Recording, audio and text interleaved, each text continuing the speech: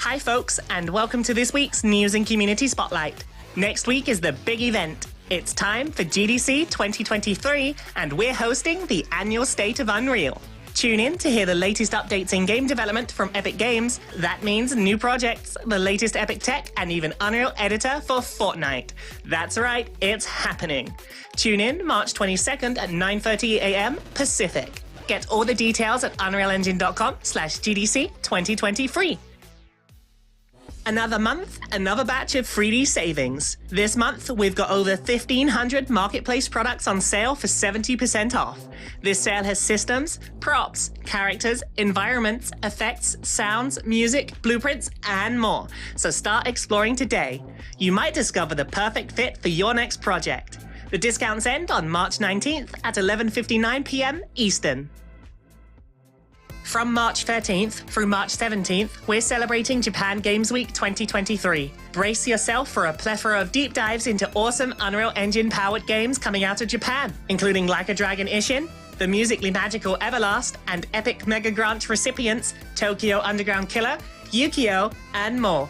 See the full coverage at unrealengine.com/feed. For the 25th anniversary of the One Piece manga and anime series, Bandai Namco Entertainment and ILCA explain how they crafted One Piece Odyssey, an immense RPG adventure that honors the series' history, along with detailing their favorite UE features such as editor utility widgets and the collections function. While on the feed, journey into a short that feels destined for bigger things, as we learn how an Academy Award winner tapped epic ecosystem standards like UE5, Megascans, MetaHumans, and the Path Tracer to pull you into a fantasy world on the brink of war. Flutter to the feed for a full breakdown of the creation and the processes used.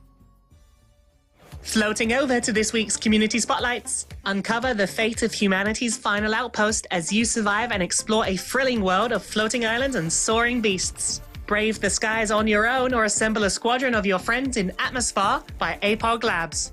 Wishlist on Steam.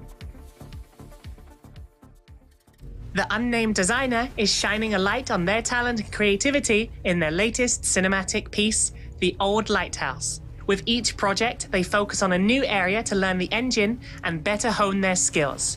Watch this entire masterpiece at forums.unrealengine.com. 3D artist Leo Torres is blooming back with Little Forests in a Bottle Terranium. They seeded this plant-based treat with Unreal Engine 5.1, utilizing both Lumen and Nanite. Spread like moss to the forums and let them know what you think of Virtual Rain Garden. Thank you for watching. Have an epic week.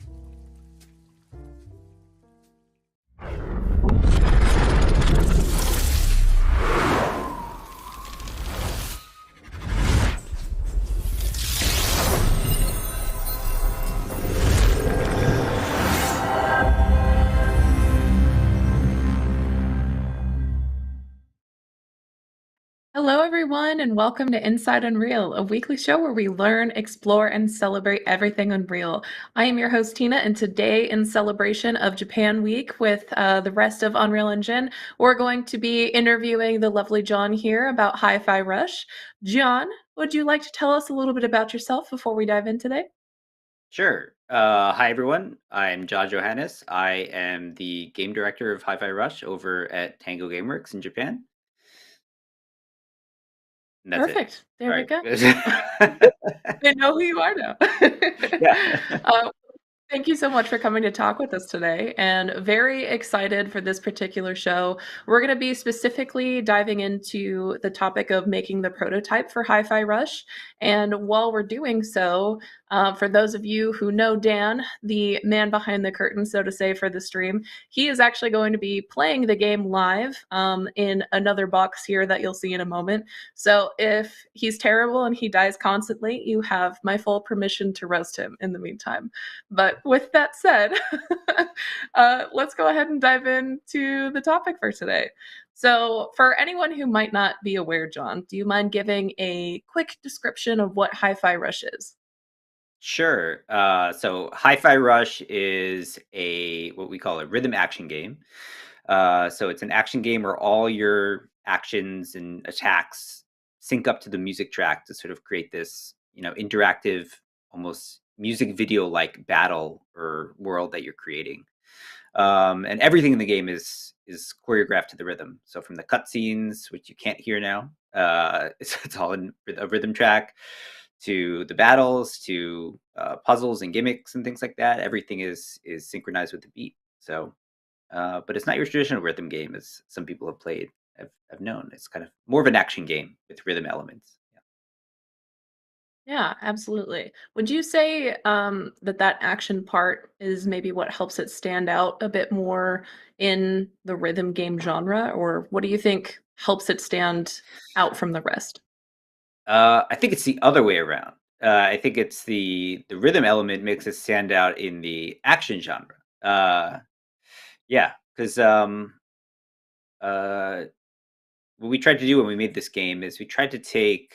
We're all fans of the action games, which usually provide players a lot of freedom in the way that they can play. There's usually very few restrictions, and you're able to have flashy combos, connect things, and sort of play your own style. But at the same time, a rhythm game kind of limits to what you can do. It kind of keeps you to a music track, and we tried to combine the elements to make it feel like, hey, you're doing all these cool actions that are up to you, but you also have the freedom of the action game where you can choose your actions and things like that. But at the end of the day, like when your actions sync up to the music track, it kind of creates a satisfying feeling of you playing to the music and everything kind of being like I said, like a music video almost. Yeah, So that's what I think that's gives a it kind of a really unique feel from other action games. Yeah, that makes sense. yeah, absolutely. Did it take any inspiration from other titles, or was this just kind of came to y'all on its own? Well, the core concept of, hey, fighting to the music and everything's up to the music, was kind of the original concept. And but then of course we kind of looked into our shelves of action games that we either grew up loving or were playing at the time. And we take a lot of inspiration from, what kind of call in Japan character action games. Mm, Let's say for things like Devil May Cry or Bayonetta, where they're really kind of focused around one character, lots of freedom of expression and what you can do, um, and these kind of over the top battles rather than sort of like an adventure type experience. And mhm. so that's what we kind of knew that we wanted to do, because we wanted to, in the beginning at least, going to like dev stuff, it's like figure out our scope, so we don't you don't be like, okay, it's going to be this like 30-hour open world game and things like that. And it's like, okay, we can handle these situations in these small environments. It's very controllable, and we kind of need to figure out these technical parameters to making it so it can work within the confines of syncing up with the music track. Right. Awesome. Well, I know that this was your first escapade really deeply into the Unreal Engine. So I've got to know, when you were making the prototype, did you originally make it in Unreal Engine? Was that the original plan, or did it just end up being kind of the right tool? uh yeah, so I'm based wasn't a choice really. So after we finished our game, the Evil Within 2, our next project was which was released last year, was Ghostwire Tokyo, and that was made in Unreal. So as a studio, we were already sort of committed to sort of converting to that engine and making the next game in that, and we knew that. At least whatever would happen, if the prototype didn't work out or not, the next project was in Unreal. So we also have a systems team, which they don't want to work with multiple engines. No one wants to do that. So we said, okay, well, now's a better time than any to do this. And also, we knew that Unreal was kind of easier, especially we were using the IdTech engine, to prototype things, because it's kind of made with a lot of preset things in there, and systems in there to kind of automate a lot of things that programmers would otherwise need to do. So just sort of how it worked out is, okay, let's learn the engine while making this prototype. How'd that That makes work out? Okay. I'll be nice in my Be words honest. because this is sponsored by. Well, it's like a lot of growing pains. Ask anyone switching engines if it's easy, and it's not easy. It's very frustrating. And I don't think anything is Unreal Engine's fault. It's more the fact of it's so funny that the previous engine was almost like the complete inverse logic of Unreal. So for Mm, example, like if you were gonna make, 'cause I was even like a level designer, I was like doing things on the map in both games. So in our previous engine, it was kind of almost like if A then B, like logic. So you'd put a trigger on a map, and it's all visual. So you're looking at like a map from the top down, and you're putting like a trigger, and then connecting it to a node that says like, if player steps in trigger, do this, and then you connect that to the thing that you would like it to do. So it's like, yeah, open door. And it's like, which door? This door, or something like that. And it's all visually done. So I was like, okay, this is very logical in that sense. And the first thing you do when you get to Unreal is I was very frustrated because to me, it's like everything is hidden. So you would put it like a trigger on a map, and I'd be like, I want to connect it to that thing to activate it.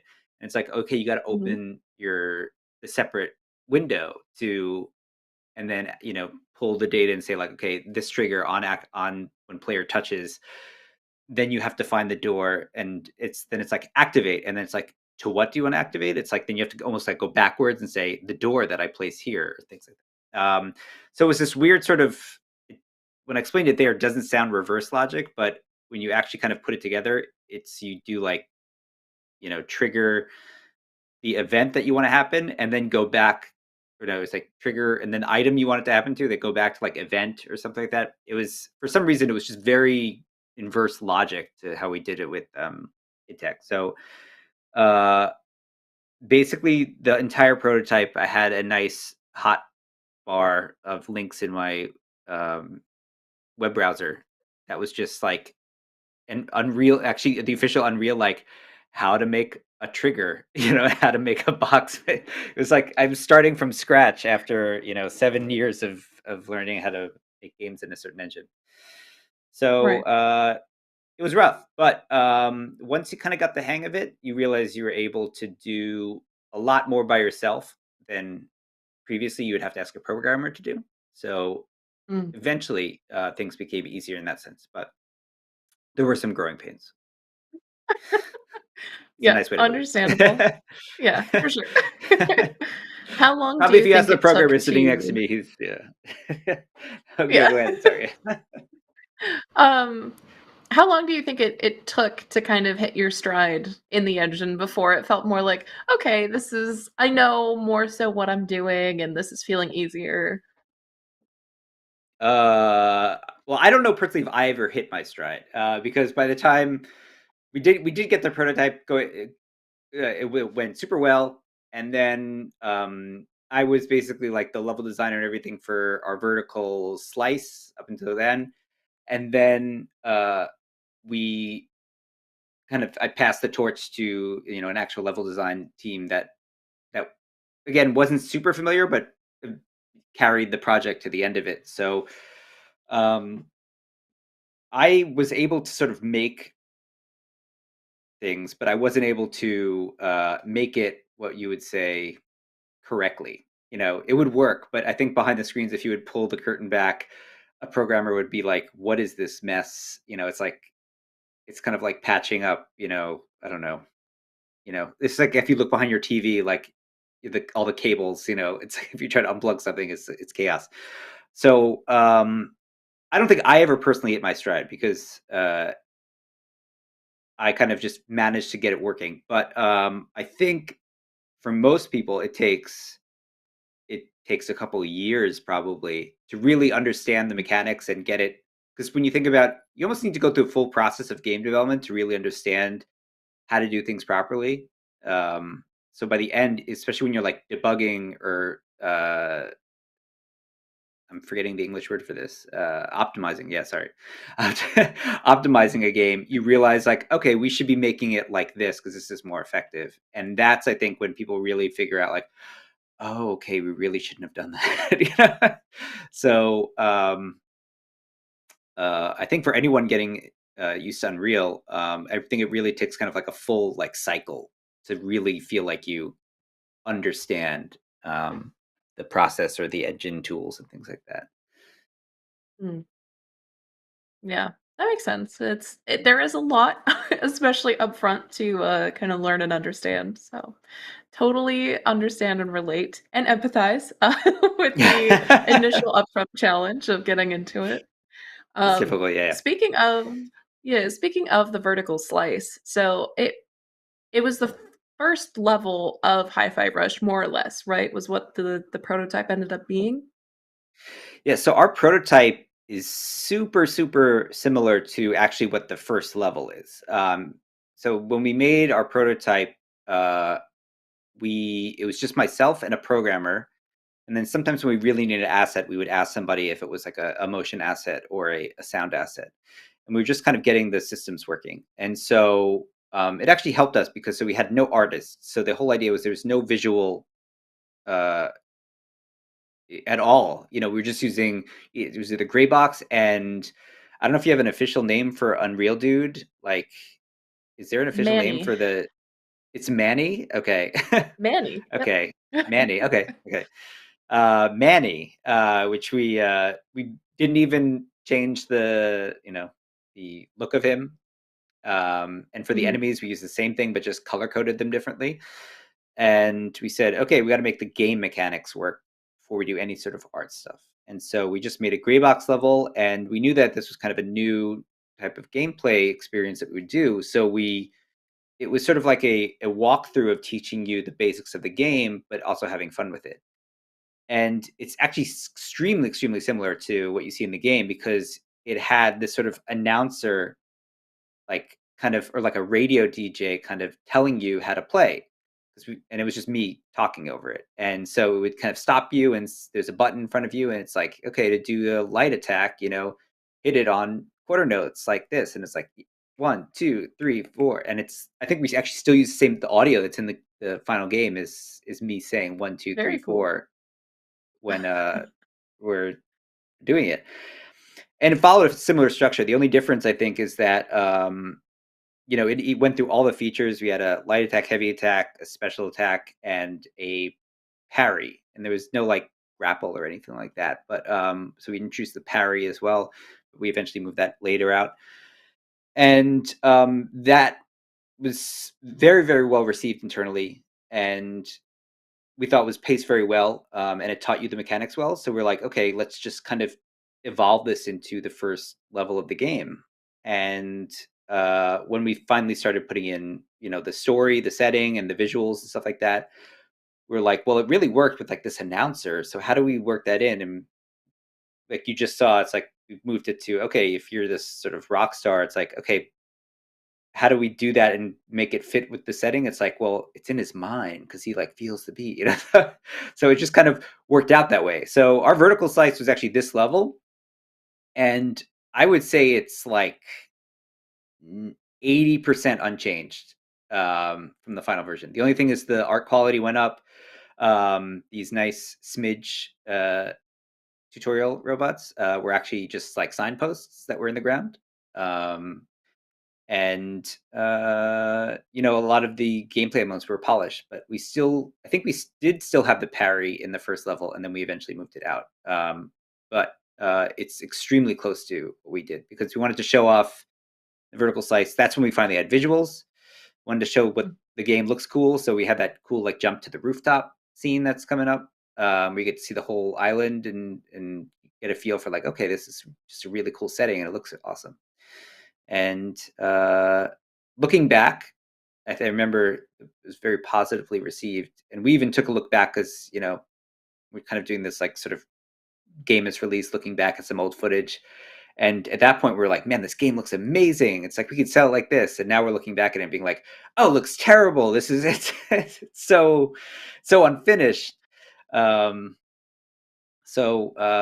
yeah, so that was kind of our vertical slice was basically this stage, and I think we had the boss fight in it. I think we did have the save boss fight, yeah. That's awesome. Uh, it must feel nice to kind of have that that special first bit still included in the end game, since I know development a lot of the time can change. So I think it's really cool that it actually still includes a lot of that initial vertical slice that y'all put together. Yeah, probably any developer knows that like kind of the first stuff you make in the timeline either gets completely repurposed or maybe even thrown out as you sort of iterate on things. But I think we had such a strong prototype that we were able to make that our fundamentals were locked down very strong that we came back, we realized, oh, we actually didn't need to change much. It was working very well, and it kind of just need sort of polish in that sense. Um, so that was a first. And I don't know if it was because of Unreal. I know I'm on the Unreal stream. I can't say if it's or just we played our cards right, but that was how we were able to do it. But yeah, it was nice to know that you didn't have to go back and redo everything, Mhm. which is always nice to hear. Right. For sure. Obviously, another huge part of the game that I would be bereft to not mention, chat is also going crazy wanting to know more about it, is the visual style.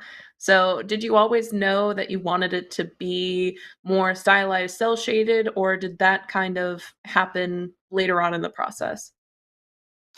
So right from the beginning, even though we didn't start with graphics, we knew that the setting was kind of over the top and ridiculous and completely different than anything we made before. And so we wanted it to feel like a kind of a throwback to the late 90s, early 2000s era. And we wanted something with stylized visuals. I mean, we didn't know exactly what those were, but Mm, we were kind of looking for something that sort of combined aspects of Japanese animation and sort of Western comic books and Western animation, but kind of making it feel like its own thing. And we, one of the earliest things we said was like, okay, cell shading has been around forever, but we never really, at least to us, we thought like it's kind of been kind of like spinning its wheels in a sense where people kind of just uh, you know, maybe iterating on like an old version of it, but let's take it like when you think of like the next gen version of cell shading or cartoons, a lot of games that do it where like the character is cell shaded, but the world is still kind of realized because they want that amount of detail in it. But I was like, no, it should. Let's try to make it so like if you would stop and pause the game, it would actually look like a 2D drawn image. And let's mm, just have that as like a goal. And so that's where we kind of constantly iterating on what are those elements that would make it feel like that. And some of this stuff is just pure stylistic stuff that actually has no, gameplay importance, like things like um, SSAO, like or will be like hatching instead of just plain shadows. Um, no matter what, we'll have like just single colors. There's no gradation in any colors anywhere.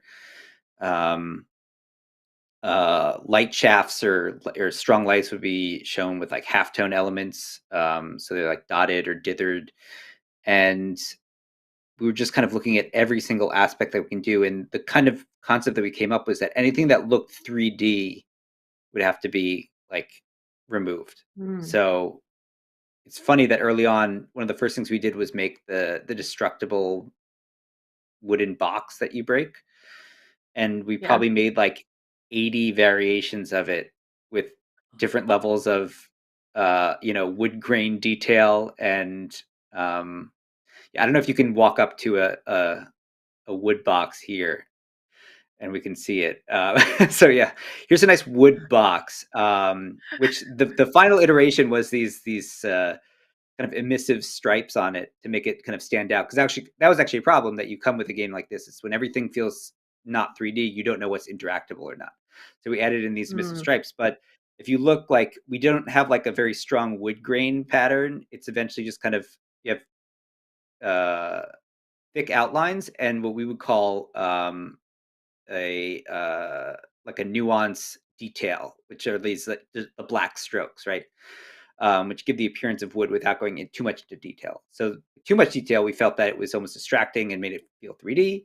And a hand-drawn person wouldn't go into and make all the fine details art. So they would just kind of make scratches if they would draw it with a pen. So that's when we came with that sort of balance of that. And we worked on getting everything done with a shader to do the black outlines. But then we also realized that kind of made it look 3D in a sense, because it looked like it was not hand drawn. So actually, all the black outlines in the game, there is a hand drawn element to it. So if you look at like the panels on the wall, kind of in the distance, you see like black outlines on them.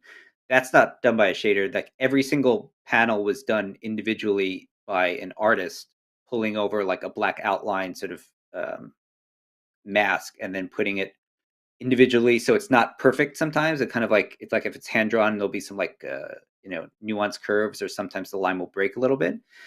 And so it's actually kind of insane, but they're all kind of like handmade in that sense. I don't know if that's the most efficient way to do it, but it's the way that we found that it looked the best.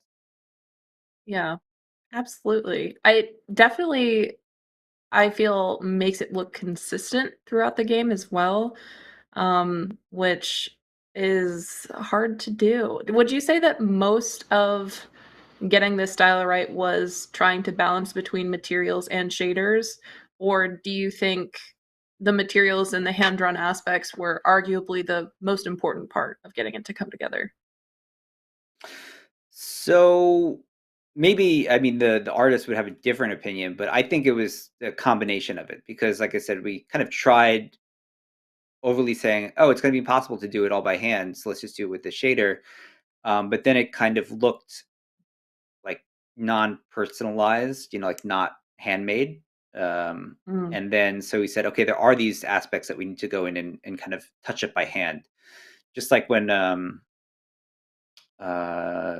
to think of another good example. It's like in animation like that, they do it as well. It's like where they kind of make the animation frames, and then someone goes in with the keyframes and really touches them up to make sure that those are like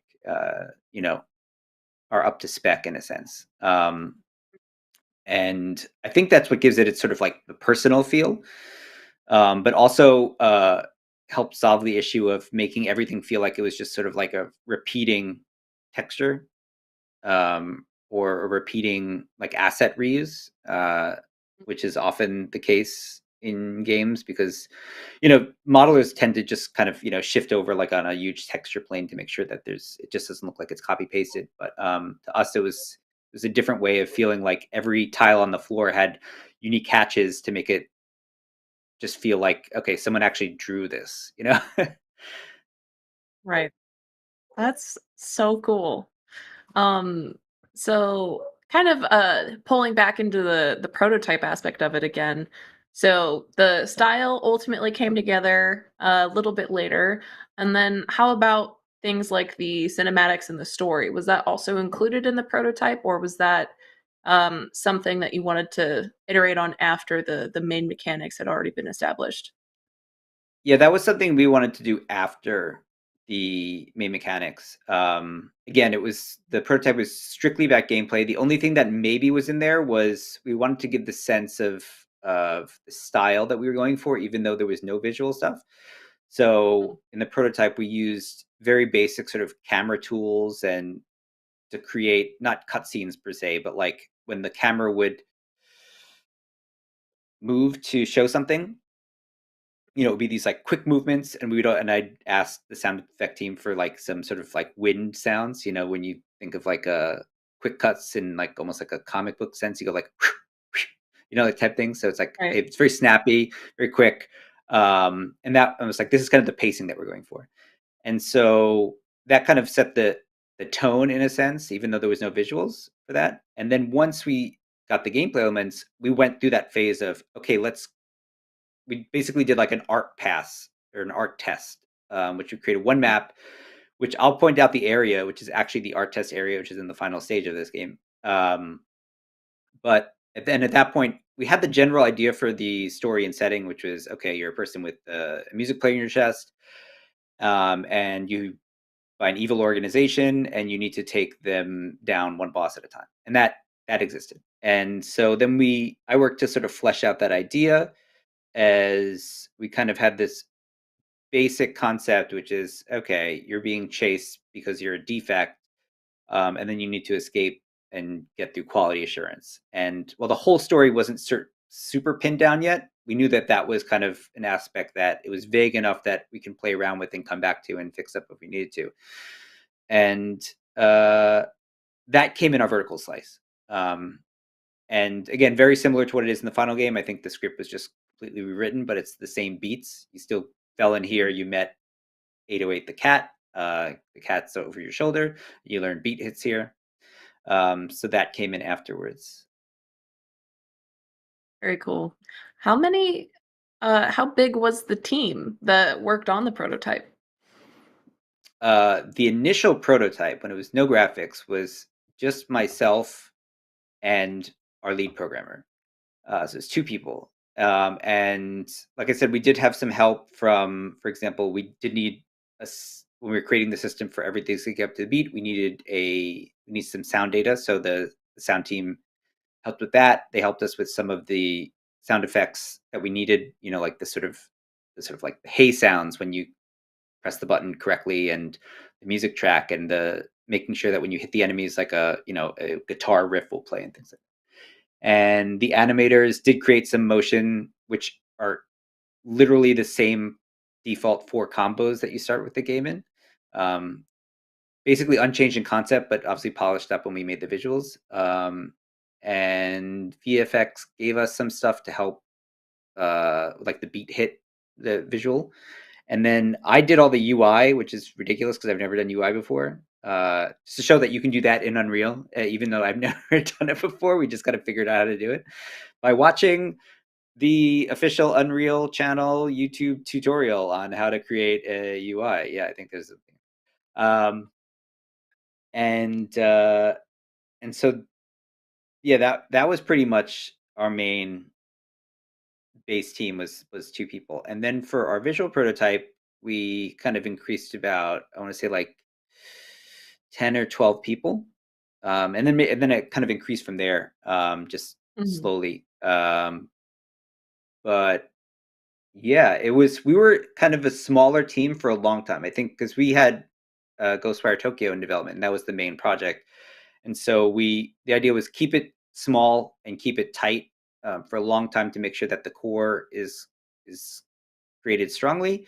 And then once the foundation is built, then we can add on more people. So we don't get lost in what the game is supposed to be, which tends to happen a lot in game development, where you have a lot of people suddenly join a project and it's hard to convey what the game is while you're still kind of figuring it out. So that helped a lot, actually, by keeping the team small in the beginning and really just kind of focusing on one specific thing and getting that right, and then moving on to the next one. Absolutely. So obviously the prototype was successful along with your vertical slice. So would you have any recommendations or advice for other developers who are looking to make a prototype? Yeah. Well, one thing that I said before, it kind of depends on what you're making, but if you're going to make a prototype, don't start it with a lot of people. It may depend on the situation, but don't be like, okay, we're going to make a prototype. Let's get 80 people in here to make this prototype. But it also depends on what you're making. I think, like what we said, is like we were trying to get, our core pillar was this rhythm action. And while we did have sort of these other pillars that we wanted to do, which is these like fun and interesting characters and this kind of comic book like world, that was, to us, that could only exist if we managed to make this gameplay mechanic work. So for us, that was the most important thing. So we just focused on getting that one thing correct. So if whatever you're making in a prototype, I think the best thing to do is to figure out what that one thing you want to do is, and make sure you're doing that correctly. And then anything you add on top of that is a little bit of like an icing on the cake. But it's easy to see people get bogged down with like, because especially with like graphics, I think, unless your game is about graphics or something, or it's about story, then I think, you need to convey that in your prototype of like, okay, the story element is important, so I'm showing it off here well. But it's easy, for example, if graphics, it's very easy in Unreal to, especially maybe not this toon shader look, but with the features in it to make a realistic looking game, to put all these and put all these sort of, I don't know, almost like default elements to make it look very good. And it's easy to sort of cover up the fact that maybe the base mechanics aren't quite there yet or not fully fleshed out. So I would almost say strip down whatever you're making so the fundamental gameplay element that you're trying to hit is made, and then go from there into the next step. Um, so, if we were making a rhythm action game, a good example is, let's say if we were making a horror game, like up until now when we were making the Evil Within games, it's kind of strange, but like to make a horror game, you need the graphical element, and you need like the sound element. You need that all to come together to Mm. actually make it, for example, the atmosphere to be there. And that is more almost important than the gameplay. So it's creating like that atmosphere. So that would be something that we would prototype first, rather than maybe the hardcore, shooting gameplay or something like that. That would almost be secondary in a sense. But for whatever you're doing, just figure out what that main pillar is, that this is what we're actually making, and then make sure that that's reflected in the prototype, and don't get bogged down in yeah, this UI needs to be perfect, and or everything like that. Scope creep is a dangerous thing for certain. Yeah. I mean, that's what worked well with two people, because we were like, hey, we don't know how to make visuals, so it wasn't even a question. It's like, what can we do? It's like, okay, we can design a stage, and we can make the mechanics of the game. And Mhm. maybe I went too hard with making the UI stuff, and then I was playing around with the camera stuff, and I was like, "Oh, it'd be cool if we do this." And maybe I went, I spent too much time on that, and that's how you can kind of get kind of bogged down the details. But you also got to discover some stuff, like when the environment moving to the beat was something that we just kind of used as like a test to check to see if things were syncing up with the music. We just had this kind of cube that would like um, kind of scale to the beat, and then you can see it on the wall here, like this sort of ribbon that's here, and that's literally Mm. just an iteration of the original concept that was in our prototype, which is, yeah, we didn't have any visual aspects, but it's like, how can we convey the rhythm in the environment? We would just have gray cubes that would, I changed the color in them, and they would scale to the music. And I created these sort of mini music visualizers all over the map, so it made it look like the map was pulsating to the music. But again, no graphical quality to that. It's just the mechanic of it. So that helped in creating in making people understand what the game is about without any sort of visual element. Right. Yeah. That's hard to do. So, Yeah, I'm not. props for I'd being make it. able to. Yeah, I'd probably make it sound easy, but yeah, it did take us about a year of iteration, and like, this is not working. How do we do this? For example, Chai originally didn't even have a guitar. We were doing it with like punches and kicks, and it was just like not feeling good. And then we decided to add in a weapon for range, and figured, okay, guitar would be cool, makes more sense. So there's lots of stuff that you figure out during that prototype period as well. But like I said, if you're doing everything, your mind will probably wander to trying to fix all these problems, when you should just focus on the making sure that core problem is being fixed. Yeah, absolutely. Very good advice for anyone else looking to make a prototype. I don't want to be too selfish with all my questions, so I'm gonna take in a few from chat here for just a moment. But there's one here from punkkid07, and they were wondering if there were any challenges or problems related to syncing all of the visual effects to the beat of the game. That was just a constant challenge throughout the entire game. Luckily, it was one of the first things we knew we wanted to do. So we basically developed an internal system that it's always the game literally runs with the music. Like, if there's no music data, the game, well, it'll run. Like, Chai won't attack, objects won't move, because they're all looking for musical cues. They're all looking for basically if it's a musical cue in the soundtrack, or looking for where the beat is on a quarter note rhythm. And so in that way, we sort of automate that action. But what would often happen is that we would find that even though it was automized, it didn't feel like it was to the beat. So we would need to go in and do these like offsets. And so a Hmm. lot of this stuff, even though it was automized, would eventually need to be just like the art design, would need to be going and adjusted by hand. Um, which if it was like adjusting an animation curve, because we realized that when you land on the beat, if you think of like a sine curve, that is like kind of like a rhythm element, like it'll the impact of a beat will kind of go up and then down. But some things work better when they kind of land on the beat. So you would have a curve that falls on to like landing on the beat.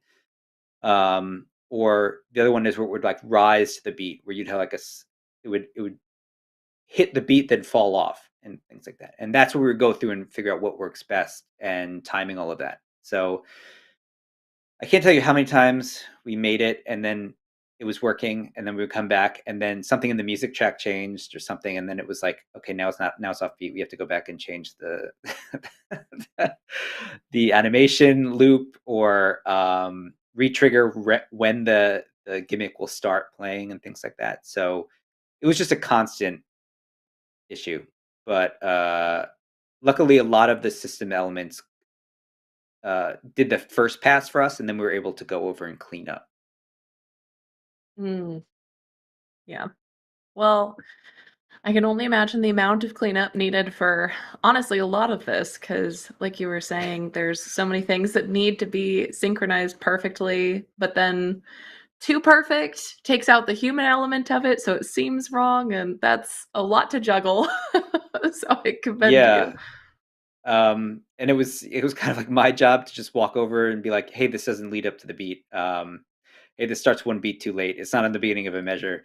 And recently, it was like a joke that one of our programmers said, "I still, in my dreams, I still see those bug tickets that says something, something, something does not match up to the beat and needs to be fixed." So- They're just living but their yeah, life, and anything that's even slightly off, they're like, "What do you it doesn't match to the beat." yeah, and I know you can't hear it, but we actually before like all the cutscenes, because everything is to the music, we just have a metronome track in the background. So it's going like beep beep beep beep beep to whatever the BPM was. And so we were able Mhm, to tell where it is, and then we had a debug menu, which was basically showing a like a visualizer of almost like sheet music to show like where quarter mm. notes are, where eighth notes are, where 16 notes are, and we can show where something is actually activating to check if it's on the beat. So that sound of the metronome is just something that like it's almost like when people hear it, they have almost like kind of like a PTSD, like oh my god, the metronome sound. I guess like I can't, oh my god. But yeah, They're never gonna be able to um, hear it. yeah, there was like an insane amount of kind of going over it and over it. So yeah. Yeah. Um, that goes really well into another question that I had seen in the chat there, where was wondering how closely did the visuals team work with the sound team through that whole creation process?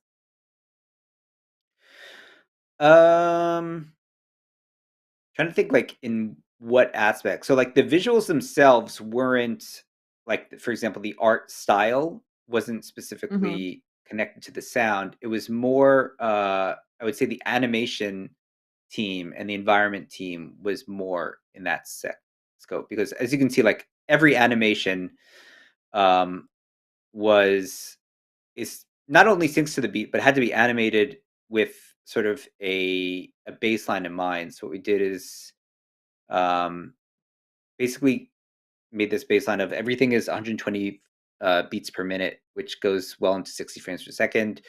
So basically, 15 frames of animation would be one beat. So every animation that you would need to make to land on the beat would then be sort of in the animation timeline need to work out to be 15 frames. Um, so the animators would have to do everything like that, and then the environment artists, well, they specifically wouldn't do it. They would decide with the game designers which elements of the map would move or need to be sort of synchronized to the beat. Like, for example, in this fight scene, we have things on the wall, like lines that move, the pipes that sort of like bulge with the rhythm, and then you see the sort of like manhole covers are popping up and down, and steam coming out of the vents. And those are all environment artists and visual effects working with programmers to make sure that the sort of animation cue or the movements were timed with the music track. And it was a lot of back and forth saying, well, we get the music track and say, this is not just a quarter note beat. This is kind of like a guitar riff that's playing. And it's like, okay, let's make this aspect move with that aspect of the music. So then we would go in and make an original, like, okay, this is not just every quarter note. It's like bum, ba bum, or something like that. And we would just then go in and individually do that. But definitely the most connection to the music was I think the animation team, because everything they did was either sometimes following a musical track or at least following that sort of 15 frames is one beat idea. Right. When it came to the prototype itself, how involved was the process of getting the beat figured out at that point? Or was that more so nailed down later on in the process? The beat, I'm assuming, meaning making everything work to the beat, Yeah. or yeah. So that was literally the first thing we did. I made up a document very early on that just kind of uh, did an overview of ideally what this sort of synchronization should be, how everything, like where because I'm not shaming my programmer by saying this, because he will willfully say this, but he was not familiar with music in that respect. So I was kind of Mhm. basically explained to him, like, okay, these are the quarter notes, these are the beats, and you have sort of the off beats, the eighth notes in between, and the easiest thing is to nail these quarter notes. So we should do something like this where it's always checking for these quarter note intervals, and we're always want to sort of interpolate animation and things to match up to this beat. And so that's what a lot of the prototype was working on, besides just the gameplay aspect, was making this system where everything would internally synchronize with the beat. We called it like the RSS system, which was like the rhythm synchro system, just basically saying, okay, look for the beat in the music track or the BPM in the music track, and interpolate everything to that. And that was before we could even make any gameplay elements. If we didn't have that, I don't think anything would have worked. So that was actually the first thing that we did at all, was just seeing if we can make things match up to the beat. Yeah, for sure. Thank you, PK Maniac, for that question. I just realized I didn't say your name at the beginning, so I just straight up stole your question. I apologize. um, but for that's kind of an interesting thing I want to know a little bit more about as well. So obviously, as a rhythm game, it is very involved with music and a lot of the concepts around that. So did you specifically try to find people that were kind of on the same page as far as understanding music theory, anything like that goes? Or were there any difficulties of getting developers who weren't super familiar with all those concepts, getting to where they could really nail those parts of the game? uh we didn't really have a choice. It was kind of like we had our team who were, and some people understood it better and some people didn't. Like I said, our lead programmer will willfully say that at the beginning he didn't know, uh, anything about music. Our lead animator also is super unfamiliar with music, and but our music team obviously was. But the way that actually helped was, I think, if everyone was very musically inclined, I think you'd find a game that where the mechanics would be maybe much more difficult to understand for a Mm, non-musical person. So what we did was it's me giving all these. It started out much more complex. We're like, okay, you can do these rhythms, you can do this, and then realizing that, hey, our programmer who's not musically inclined can't even play this game, and that's not our goal. The goal is to make it almost feel very accessible. So that actually helped us in figuring out, okay, well, if the harder we go in complexity, the more people were isolating by playing this game. So that actually helped us understand what is just the basic fundamental of what this game should be, and honing in on that. And the fact that we not only music gameplay in a sense, but none of us had made an action game like this before. So we went in with no experience in terms of reference of, oh, it should be like this. Oh, you should never do this, in terms of an action game. And we just went into, okay, we played a lot of action games. We were obviously looking at them and dissecting and figuring out how they worked, but we were kind of doing it our own way. So I think that helped in not getting caught up or immediately dismissing ideas because they were, theoretical, like things you shouldn't do. A good example would be like the fact that you would press the button and an attack would come out one beat later is the core of the gameplay concept. But from an action game, normally you want the button input to be as close as possible to when the attack comes to make it feel good, to feel like you're pressing a button and something happens immediately. But we needed to synchronize things, so we need to slow things down. But so we need to iterate a lot on figuring out how does that not make it feel like everything's in slow motion. You're pressing a button, you have to wait for the attack. So we did so much like motion iteration to make it feel like, when you press the button, there's a reaction. You get feedback from that, and then the animation itself is kind of extravagant and over the top. So you're feeling like when you press the button, something happened, and so you're not dissatisfied with that. And when we did have people eventually come on the team and they had experience with action games early on, they did help us improve on that aspect. But one of the first things they did, they were like, "You can't do this," and we were like, "Well, this isn't that type of game. This is something different." And we kind of had to like convert them to our side. But it was strange in that aspect. But I think, yeah, almost learning while doing helped us not overscope in that sense. If that made sense. Yeah. Yeah, absolutely. Um, well, so obviously in that case, there was a very clear vision of how, it should all come together, how you wanted the end goal to end up being. Did that end up as very different from what the original idea of the game was? We talked about how the prototype and the vertical slice ended up very similar and staying mostly intact in the game, but overall, would you say the development drastically changed from initial concept to end product? No, which is extremely rare in the game industry. But this was something that we almost laughed about at the end. Where we'd pull up the original design document, like the pitch document, even, and it was like 90% what the final game was. So it's very bizarre and example that no one should think is common, because things Mm. do change a lot because you realize what works and doesn't work. But I was just very dead set on this was the type of game that I wanted to make and I hadn't seen before. And so it wasn't just about making a game, it was making this very specific game. And if that didn't work, I didn't feel like it was worth making just a generic, action game in that sense. Mhm. So one thing that we did is it's very easy to sort of things are not working in the beginning. Well, let's change it up completely. And that works sometimes.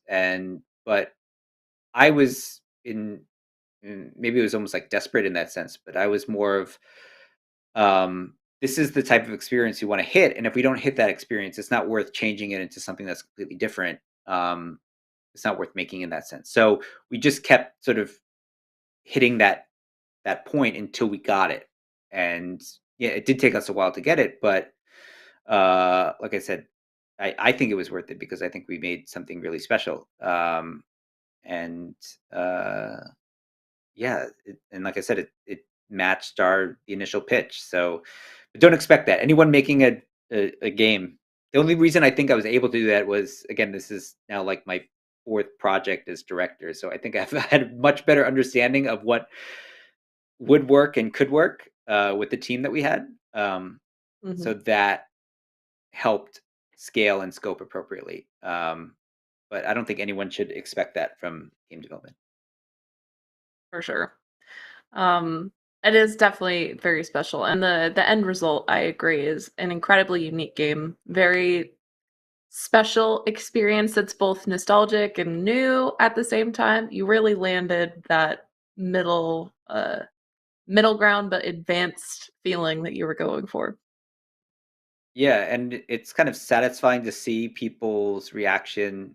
Like I said, it hasn't changed from the initial thing, the initial sort of pitch document. And we had these sort of like key quotes. It's like, we want people to say this.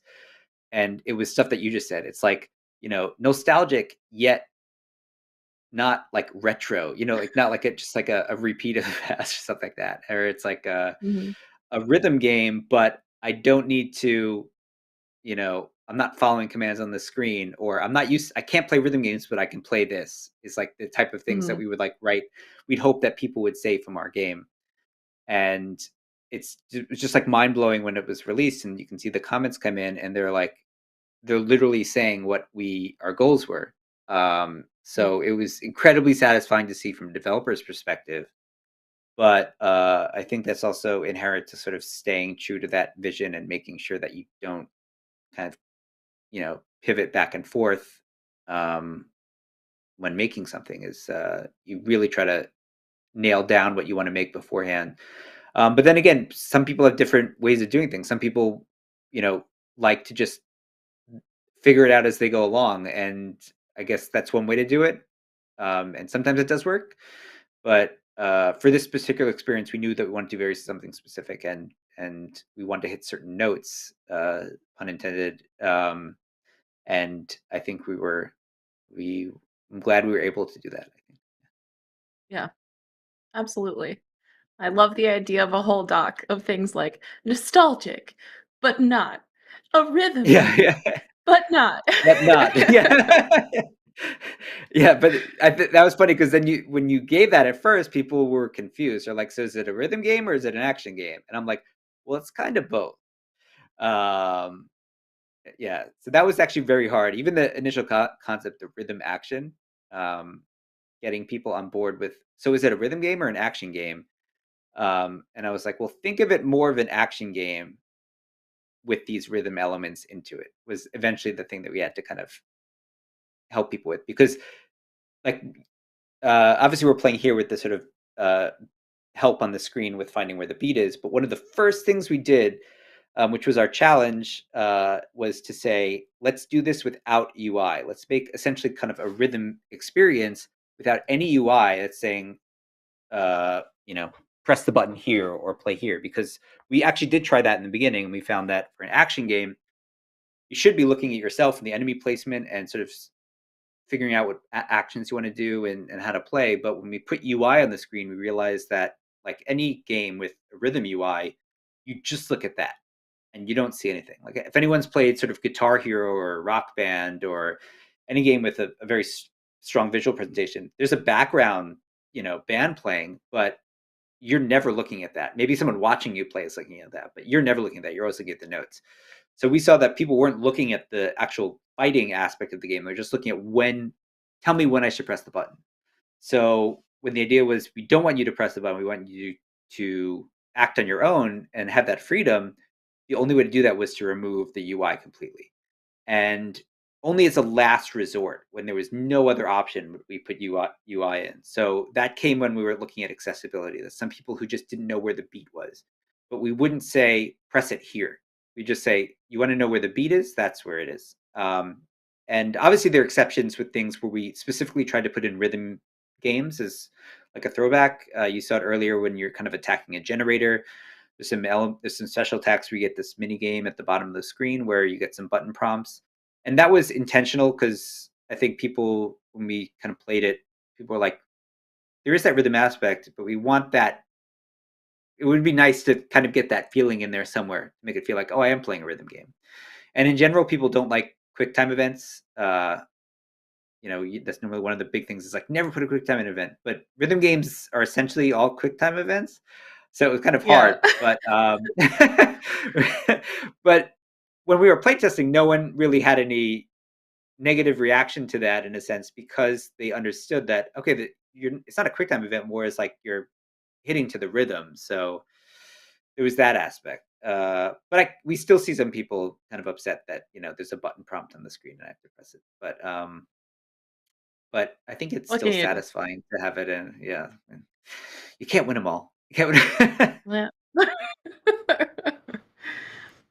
So, what is this boss fight that Dan is in right now? Is this the one that you were talking about was in the original prototype and then is still in the game? Yeah, this is weirdly untouched. The only thing that we changed was it does this cool thing where it kind of like rotates around the stage as you fight it. And the original version was just like on a static platform, and it would do its attacks, and that was it. And we're like, okay, this is cool and it works, but like, how can we kind of make it feel a little bit more dynamic? And then we had, okay, it's gonna like move around the stage, and it's gonna feel like it's kind of going around you, and you got to like kind of dodge it from multiple angles, and that's what we added. But we actually had this song. This is the license track, the Nine Inch Nails 1 Million, was one of the first things that we incorporated as a test to see if we can actually get licensed music to work with the game. And this is an interesting test because the original track, when Nine Inch Nails released the album, this was on the Slip in, I think it was like 2007 or 8. They released it with the stems, and they kind of went to their fans and said, this was like in the era of GarageBand on Mac and stuff like that. And they said, go crazy, remix the songs, put them in like cool music videos, do something with them. It's like, and then put it out there. It's like, just enjoy it and make your own creations with it. And I held on to these stems for a long time, and I wasn't very good at, music, like remixing and things like that. So I was like, man, I wonder if one day I could use these. And then we were making this boss fight and we were thinking about music elements. It's like the tempo that we were playing at, it perfectly matched it. It had a very easy to understand, just like constant like snare drum hit, which was made an understood beat. And then it had a very easy like, verse, chorus sequence that we can say, okay, it builds up, then it comes back down, then builds up again. And we're like, wow, this is like perfect. Let's try it out. And so the prototype boss had that music to it. We didn't know if we actually even licensed it at that point, but it was just a test. And luckily we were able to license it, so we didn't have to redo the entire boss fight again. But it's like kind of a good example of like, that was like 15 years in the making in a sense, and we were able to do that.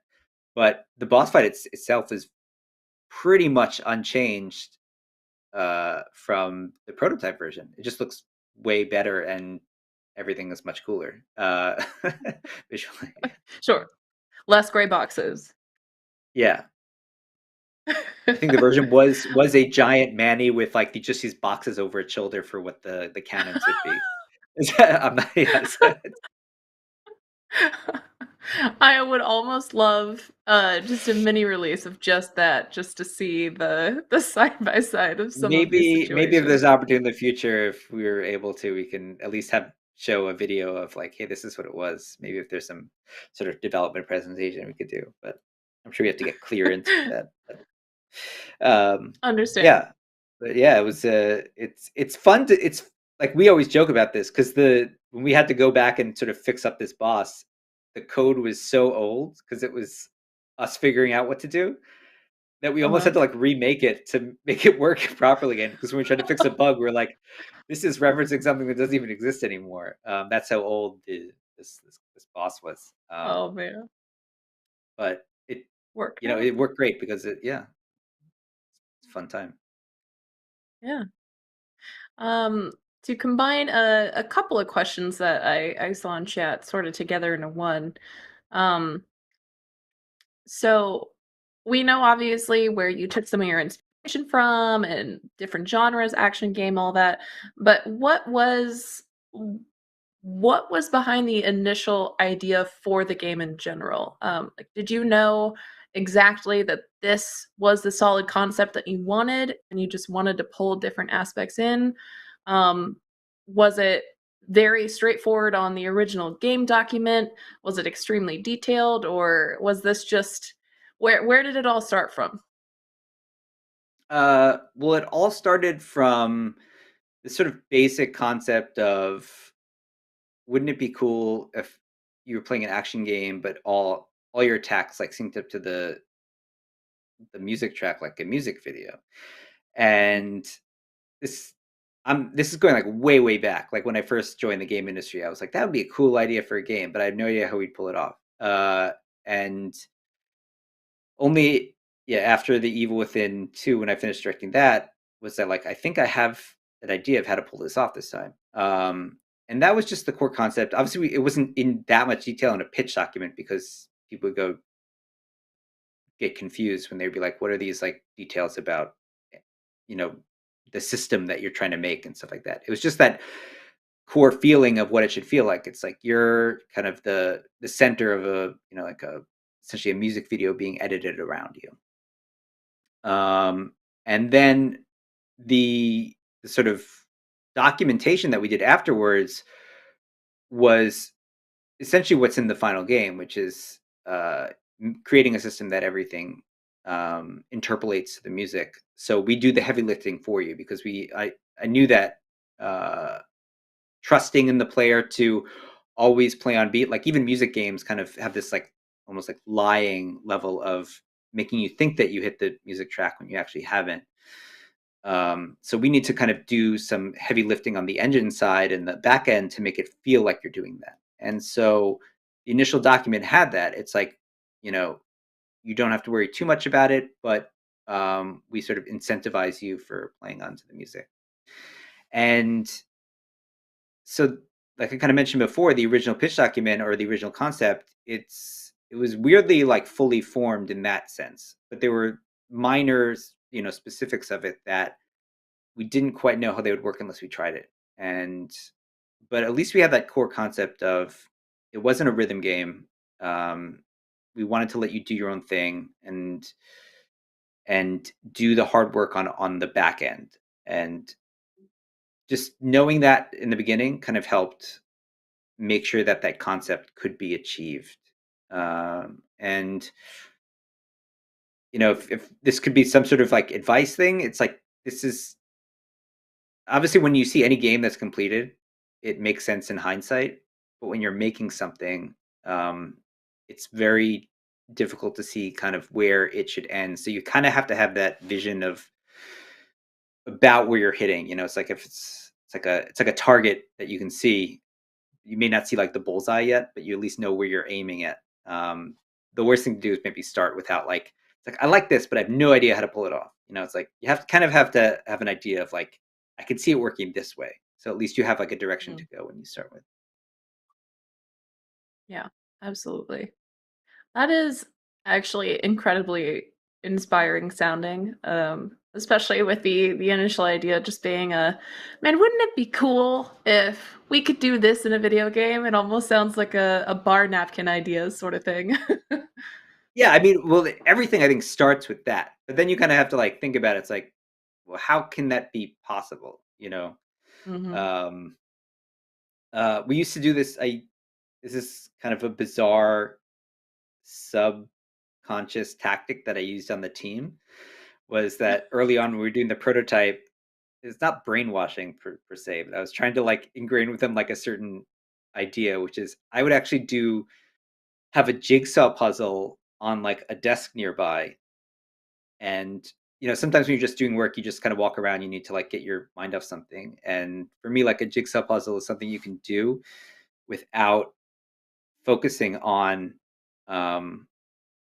the puzzle itself. You can kind of almost like think about stuff while you're doing the puzzle. So if you're kind of like stuck on an idea, you can do a jigsaw puzzle because you're just kind of doing it visually while thinking internally, what you're doing. And I told the team, I was like, think about what you're doing like a jigsaw puzzle. It's like you have like a framework. Normally everyone starts with making like the edges, right? And when you get a piece, when you see someone who's very inefficient at doing a jigsaw puzzle, they take one piece and they try putting it in every spot to see where it fits. And it's like, that is a not very good way of doing a jigsaw puzzle. What you should do is you should know what the final image is, right? Because Yeah. I'm sorry if I'm offending anyone who does jigsaw puzzles like this, but you should know what the final image is. So when you pick up that blue piece, you know, like, okay, the sky is blue, so it goes over here. So you know basically kind of where those pieces should go. Maybe you don't know exactly where they slot in yet, but you have an idea of where they go. And then the more pieces that you get in that area, you can fill in that section, and you find out where that piece goes. So you need to have that kind of final goal in your mind, that picture of the final what the picture is, and then as you have the pieces, you kind of set them in a relative location, and then you eventually are able to sort of put them in where they're supposed to go. And I was sort of like weirdly trying to brainwash the team into like thinking about that when you do that. Like if you're going to make an animation, you don't start from frame one. It's like think about what type of thing you're trying to achieve, and then you're doing these keyframes. You know where you want the player to be on the first beat, second beat, the third beat, and then you work around that to make sure that it works from there. So it's almost working from like the end result backwards, which is actually how our game was designed, because we always had to think from the beat lands here. How do we get to that point? So you had to look at the goal and then work backwards from there. And that I also think helped a lot in figuring out how to make a game with a very specific scope and executing on an idea, maybe even with not knowing all the answers. You're sort of figuring them out by knowing what the goal is, and then placing the pieces in relative locations, and then sort of connecting everything at the end. Mm. That's my weird abstract game design philosophy. The jigsaw puzzle. Yes. It's a good one. It's a really good one. Yeah. All right. Well, I promised not to give you an incredibly long interview today. So I have one final question that I want to pull in from chat, that is incredibly important. And I feel it is the most important one, which is why I saved it for last. And that is, did you always know that there was going to be a cat? And if so, how many iterations did it take for the cat to be just right? Okay. Every project I've been in charge of, there's always been a black cat in it. So from the beginning, there was no question of there being a black cat in it. It was just a question of how will it be integrated. And funny enough, it came from a feature first and then became a cat, which is the hovering over the shoulder ball that's helping you figure out where the beat is. Like we said, to help the player understand where the rhythm is. We just had like again, we didn't have any visual aspect, but we had this ball over the shoulder, which was kind of had the same exact visual effect of this sort of halo beat pattern. And then we said, and then I remember I think it was like we're looking at videos of just cats, like most people do, when they're not working, and one of them was I think it was kind of famous, of someone biking around in, I think it was like Manhattan or something like that, and they always had their cat on their shoulder as they're biking. And I was like, well, this would be cool, as if you're fighting and your cat's always on your shoulders, like this sort of partner helping you out. It's sort of like this, like what do they call them, like emotional support, like animal. And but during fighting, obviously you're moving around, it's crazy, it's chaotic. The cat will turn into a ball, so it's a robotic cat. And then that just sort of spiraled from there. And then the design came up and it was super cute, and we were like, this is amazing, we love this cat, I want this cat right now. And then it was almost like a first pass, like the cat was perfect. So then you can think about that. The entire game was designed then around the cat. It had to match the perfection of the cat. And so that was the core As it of should the be. game. Yeah, everything was designed around the cat. Yeah, what is the script writing book? It's about a cat. I'm gonna butcher it. Hold on, let me look this up. It's like Find the Cat, or oh my god. I'm not sure. Chat, if you know, help us out. Someone help me out. Someone help me out. Script writing cat. Let's see if I can beat you. Save the Cat is okay. Save the Cat is the book, is like one of the kind of default books about screenwriting and things like that. But it's funny. So maybe it's not save the cat in this situation. It's design around the cat. That would be the good, what is it? GDC like presentation name? Design around the Yeah. cat. There you go. You have your next name lined up. Yeah. So Awesome. Well, fantastic. Thank you so much for coming on to the show today and taking the time to speak with us about the game, the process of making it, and all of this wonderful, fantastic advice that's going to be really helpful for a lot of our own developers to kind of take into their own repertoire. If anybody is interested in checking out the game or learning more about it, where's a good place for them to go do that? you can go to your nearest Xbox. You can go to your nearest Steam storefront page, your nearest Epic storefront page, and Microsoft Store page to download the game.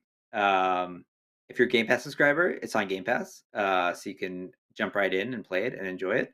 I'm sure we have a plethora of website materials that I don't even know. Is our website hi-fi-rush.com or hi-fi? I don't know. I have to. I don't even remember the URL for a name. But odds are you probably know what this game is if you're watching this. So you should just download it and you should play it. And if you haven't played it, yeah, please play it. Yeah. But last note to all aspiring game developers: game development is very hard. Anyone who played the game to the end and heard, like, we even made a song about it in our credit sequence, where we just talk about how making things is really, really hard. So do not get discouraged. This took 5 years to make. You can do a lot in 5 years, but you can make one game. So the choice is yours. But yeah, there's lots of ups and downs. But for all aspiring developers, keep at it. And I'm sure there's an idea that's on a napkin somewhere that if you think about it hard enough, you could turn into a game. Perfect. There we go. That's all the inspiration I need. Yeah, so now But you have no thank you excuse. again. Exactly. Yeah. Thank you again so much for coming on, John. This was That was a great time. fantastic. And of Yeah. course, also thank you everyone who came and hung out with us in chat and asked questions. The show wouldn't be what it is without you and your participation as well. So thank you all for coming. I know it's a little bit later than normal, so glad to see you all here. If you missed any part of the stream earlier, no worries whatsoever. We post all of our streams in video format that you can watch on demand on both our YouTube and Twitch channels at unrealengine.com. You can also keep up with us, English is hard, on all social media at Unreal Engine as well, which keep an eye out because with GDC coming up, we've got a lot of really exciting announcements to make. So make sure you stay tuned for a lot of that good stuff. And of course, you can also come say hi in our forums where you can get all the latest news as well as get all of the links associated with today's stream. With that, we have another episode of UELFG tomorrow. We're going to be sitting down with the two co-founders who created The Ascent. So make sure you come hang out while we go through that game as well. But with that, one last big thank you to you, John, for coming on so early, first thing in the morning for you. Very much appreciated. I somehow managed to not fall asleep while talking. So I'm very it's a impressed victory. and very appreciative. Victory on our ends, yeah. Well, you get some well-deserved rest or enjoy the rest of your day as it would be. And everyone else, I will hopefully see you tomorrow. Bye, everyone. All right. Bye, everyone.